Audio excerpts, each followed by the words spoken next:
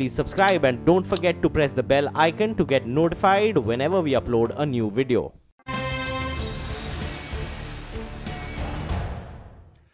All right, you're going to have to start getting used to some new names associated with the U.S. Fed. Some comments out as we speak from the president of the Philadelphia Federal Reserve, Pat Harker. He says the Fed is unsure what its future balance sheet size will be. Of course, we don't know. It's down from $4.5 trillion, right? They started building that like crazy years ago when they went to zero interest rates. And he's also indicating, or seems to be pulling back slightly on any support for a December rate hike. Speaking in Tokyo, he said he had lightly penciled in a December move, moving a bit off the phrase penciled in that he had used in an interview with us last month. So penciled in versus lightly penciled in. Go do with that what you may. Asian markets today looking like this, if you will. Japan markets have been on something of a tear this year. First 2 decade highs, then quarter-century highs. Of course, they've already racked up around 28% gains in the process there. They're not the only one. Take a look at the Kospi. The South Korean market has been winning fans all over the place. And Hong Kong, of course, who would have thunk that we'd be over 29,000 now? And in Southeast Asia, Vietnam, and the Philippines, the outperformers among the ASEAN markets. Let's catch up with our good friend Vasu Menon, Vice President, Group Wealth Management at OCBC Bank. Vasu, you know, the way these markets in Asia have run up, I don't know. I think taking lessons from the past, you don't want to go full steam ahead at this point. You want to maybe take your initial capital out of the market, or maybe a third of your gains, and not be too greedy. What do you think? Well, we're not as negative, Bernie, but what we're saying is, you've got to be cautious on Asia. The story for Asia long term is still very positive. Strong growth, balance sheets are a lot stronger than, compared to the Asian financial crisis. But, bear this in mind, Asian stock markets year to date, based on the MSCI Asia ex-Japan index, is up almost 40%.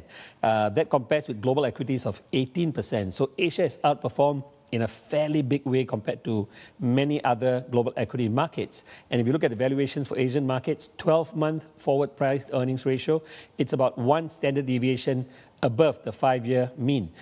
So valuations are not compelling at this juncture. They're not exorbitant, but they're not compelling. They're not cheap anymore.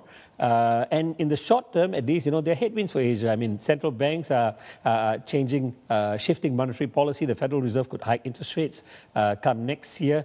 And of course, trade protectionism could still be there because, Donald Trump has made it quite clear from the APEC meeting that, he's all for bilateral approach, and he's not really in favor of globalization. So he may still go down the trade protectionism route, which will be bad for Asia. So those are the risk factors that, Asia has to deal with.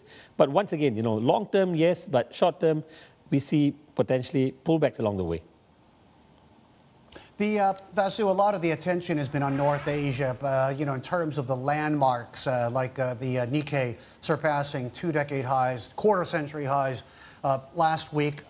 Is it ASEAN's time to shine in the sun once again? I thought it was kind of noticeable that Trump chose to talk a lot about, it talks about, trade protectionism or trade nationalism in the U.S. A lot of that seems to be aimed at South Korea and Japan. You're right. To some extent, that's true, Bernie. But of course, ASEAN too is going to be impacted if there is any form of trade protectionism. ASEAN is leveraged onto China, onto Japan. So if those markets are affected, it will affect ASEAN as well. But you're right. I think ASEAN markets are looking interesting. And I think within ASEAN, one of the markets that, we like, where we have an overweight is actually Indonesia.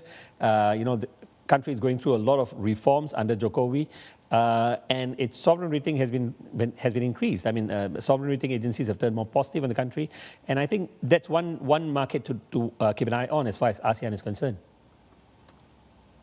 And Vasu, in terms of other asset classes, have you found yourself considering maybe the need to add on or maybe go heavier on credits, lock in fixed income ahead of any possible further tightenings in 2018? You're going to have to start talking about debt capital more next year?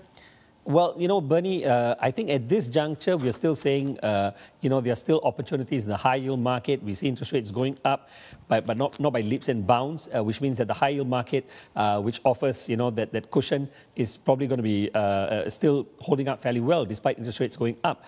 But you're right. I mean, the fixed income market is a relatively crowded trade. I mean, you have had a lot of money going into the fixed income market. Going forward, if the major central banks start increasing interest rates, that's going to be not the best news for fixed income markets. And so I would be slightly cautious on fixed income markets going into 2018. You'll have selective opportunities, but overall the asset class has seen so much of money going in. I'll be a little bit careful.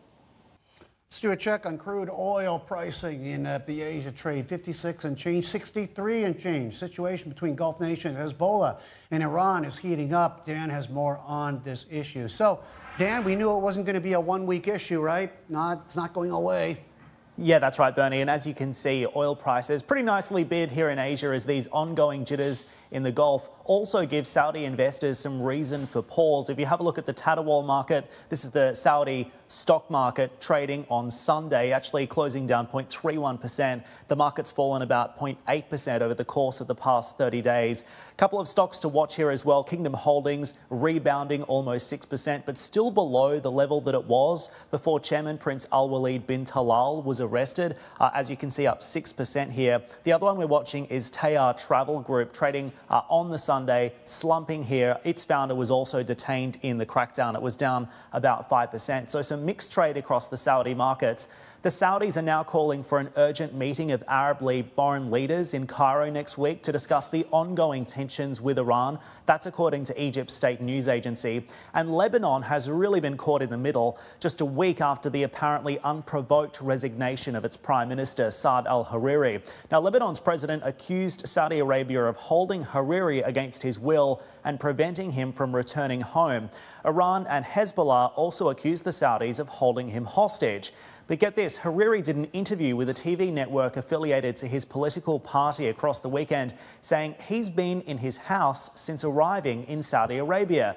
He also insisted that he has not been detained and that he's free to leave at any time. He says he plans to return to Lebanon within days to confirm his resignation. Listen to this. There is a security threat on my life, but it's just one part. Actually, there is the protection of Lebanon. I want to protect Lebanon. I will go back to Lebanon, and I will be back really soon. And I will follow the constitutional process of the resignation. So nothing to see here. Hariri blamed Iranian and Hezbollah interference for his decision to quit, but he also hasn't ruled out returning to the top job. His late homecoming after a very long period of silence is likely to raise some eyebrows, though, and it does very little to clear up speculation that he may have been tangled in the Saudi corruption crackdown. Now, Stephen Kopitz, the managing director of Princeton Energy Advisors, says the threat of a Saudi-Iranian war is looking increasingly credible now, and oil could rise to $200 a barrel if that were to eventuate. Bernie.